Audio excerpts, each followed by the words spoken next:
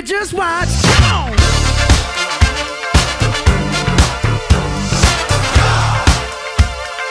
Don't believe me, just watch. What is going on, guys? Gizmo Gaming back with another Clash Royale video. And before we get going here, I do want to apologize for the hiatus I had right there.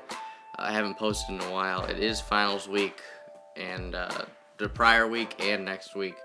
So once we get through that, I will be upping the upload schedule for you guys, bringing you all kinds of new content. Hopefully I'll start PlayStation soon. We'll have to see how that goes. But regardless, today we have kind of a very similar video to the Madden Mobile League advertisement.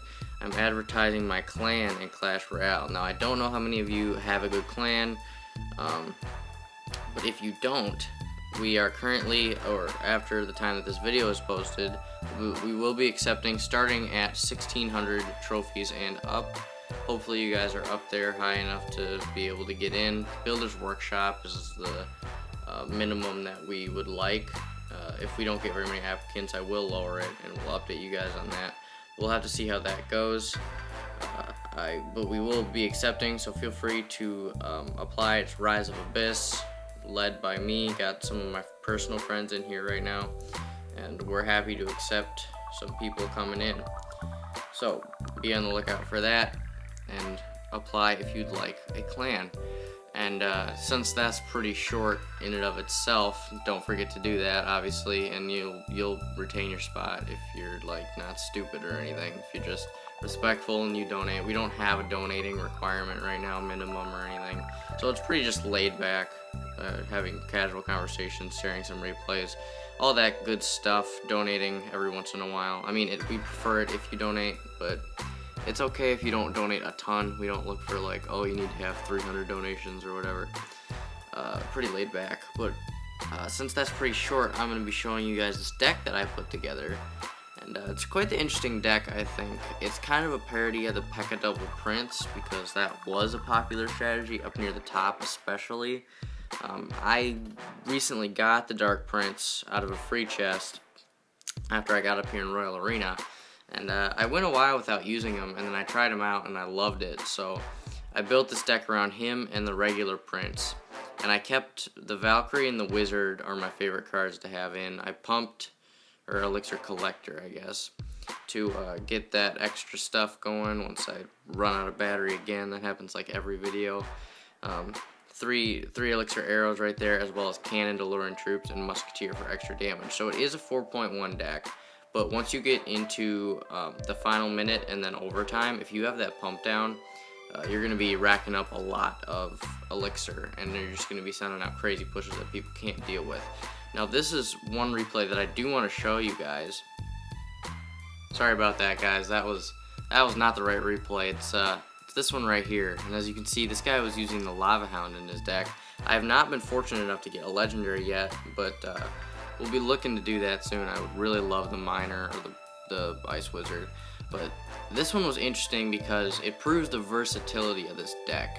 A lot of decks that people create don't take into account every aspect of the game. And one thing I was particularly concerned about when I was making this deck is what it would be able to counter in terms of different types of cards. You know, you got the Skeleton Army type cards, you got to do splash damage to, you have the tanky ones, you have the air ones, and you have all these other things that you got to think about when you're making a deck. And a prime example right here is this guy's deck, and he is using Lava Hound Balloon. And as you can see at the beginning of the match there, I dropped him a WoW because this is one that I have not seen too much, and it can be pretty devastating if you're not ready for it. So you can see there I threw out my Prince and Wizard at the beginning to get quite a bit of damage off on his tower, but the problem with that is, since the Wizard went over there, there's nothing to counter those lava pups, and he takes that tower. But no need to worry, we're going to pump up as we're waiting here, and he's going to drop his pump, I believe, as well. Yeah, so we're about even on elixir now that he's dropped that. And we got his tower down to 637 health. And as you notice, he's also a level 9. I've been facing a lot of people at higher levels than I have been recently. But the big thing with this is you want to put, especially in my case, you want to put the regular Prince in front because mine is tankier and has more health. followed by the Dark Prince to hit splash damage with that charge shot if you need be. And then what I do right here is put the Wizard in the back, followed by the Musketeer, and then if I have enough elixir, I'll drop the cannon in the middle to lure any troops over that I need to lure over. And what you can see this does right here is it kills the lava pump lava hound that he drops in front. Wizard takes splash damage on those lava pups, and then the Musketeer locks onto the balloon, and we take all of those down without taking any damage on the tower. I know for sure that is something that some people struggle with, that deck right there that's heavy on air. Mostly because they just pick ground troops and Spear Goblin or Musketeer is the only thing they have on air. I think it's really, really important to have a Wizard in your deck, and I don't know why that card isn't more popular, because it's honestly one of my favorite cards, but people just don't seem to use it very often, and I just don't really understand why. So as you can see right here, we're in double elixir. We got the pumps down, getting us some extra elixir going on there. I almost panicked a little bit right here because there was stuff coming from both sides, but I kept it together, put all those cards down. Was a little worried about those minions, and as you can see here, the balloon is going to get a hit off on the tower with that zap he puts down, which is a little concerning, but it's alright.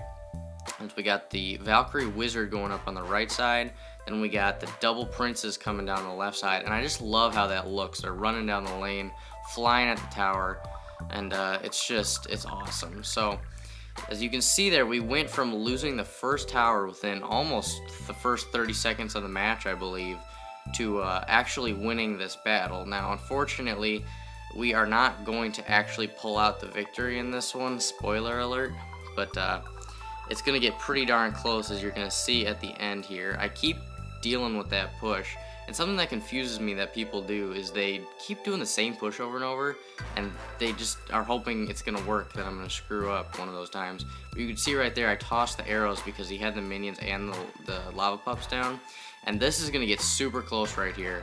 If I would have had a Wizard behind those instead of on the other side, he would have taken out those troops, and if I could have gotten a charge hit on the tower with that regular prince, I probably would have taken the game right there. But then I throw down in the last desperate attempt, Wizard, Musketeer. I tossed down the arrows a little bit too soon, as you can see right there, and I was so close. 151 damage left on that tower. One hit from either of the princes, and that would have been it. But the lesson to be learned here is if I could have played that slightly better at the end, I went from losing at the beginning because I didn't know what he had to turning it around and almost winning with a 2-level disadvantage, and all of his cards were higher level than mine. So I definitely like this deck. I'm going to hop into a live battle for you guys right now, and we're going to see what we're dealing with. We got a level 8 starting off immediately with the hog, and I don't have any cannon up, unfortunately, so we're going to have to drop the elixir collector in the middle.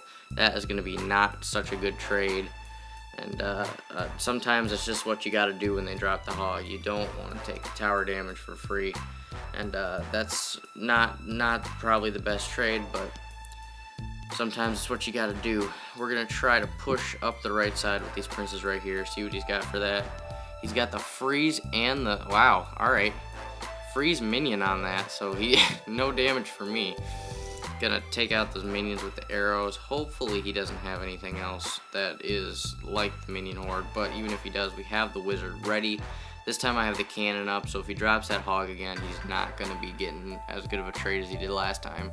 He should be up on elixir against me right now, which is kind of unfortunate, but nothing to worry about too much at this point. If we can get this Musketeer out. Okay, well, there goes that. Drop the cannon faster than that, and then drop that Valkyrie in the back to handle with the Wizard. Fortunately, he does zap. That's going to get a couple hits off with the hog, and that's going to be a bit of difficulty for us. We're going to drop the elixir collector on the other side, and he drops that Valkyrie against our Valkyrie just in time to not let it get to the tower. I gotta give props, he's playing this pretty well right now. I'm a little concerned about that Valkyrie going one-on-one at the tower, but I don't know that there's anything I can do about it right now without wasting elixir. So we're going to drop that and see if we can't get something going. I have the arrows ready this time. Looks like he's going to drop a cannon instead. There's the minions right there. And he's still not going to get a charge hit off in the tower, which is very unfortunate. But have that cannon ready this time. Oh, that was bad cannon placement. Do not do it there, guys. If you're using a cannon, do not place it there. You want to place it about 1 or 2 tiles in front of the tower, and then in the middle so it can drag from both sides. But we're going to get this. This is going to be a good push right here if he doesn't have anything ready for it. He has the wizard there that's going to take out, and there's the freeze again. I'm waiting for him to drop minions, but I don't know that he's going to here. So what we're going to do is we're going to drop this wizard in the back in anticipation of him dropping. Oh my god, he's just taking all my stuff out. This is unfortunate. We're going to have to do something really quick here if we want to not lose this battle. And it looks like at this point it is going to be a loss because he can fireball that tower or zap it and it'll be gone. And in essence, we have to take his entire tower down in 5 seconds. I'm just waiting for that fireball. There it is. That's going to be a good game. 2 symbols, man. Don't call me racist. I can't read that.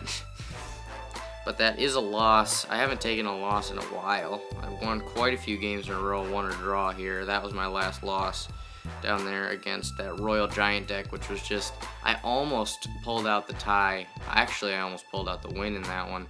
But he dropped the Royal Giant a split second before I could put my cannon in the middle, and he took out the last tower. So, but again, be sure to apply for my league, guys. It's 1,600 trophies and above. We will be accepting basically all people that apply until we are full, which is, this time is 50 people, and there's only 6 in right now, so there are plenty of spots. But I would like to thank you guys very much, as always, for watching. Be sure to leave a like on this video if you enjoyed it. Subscribe for more gaming content. Check the links below in the description for more videos, and I will see you guys in the next video.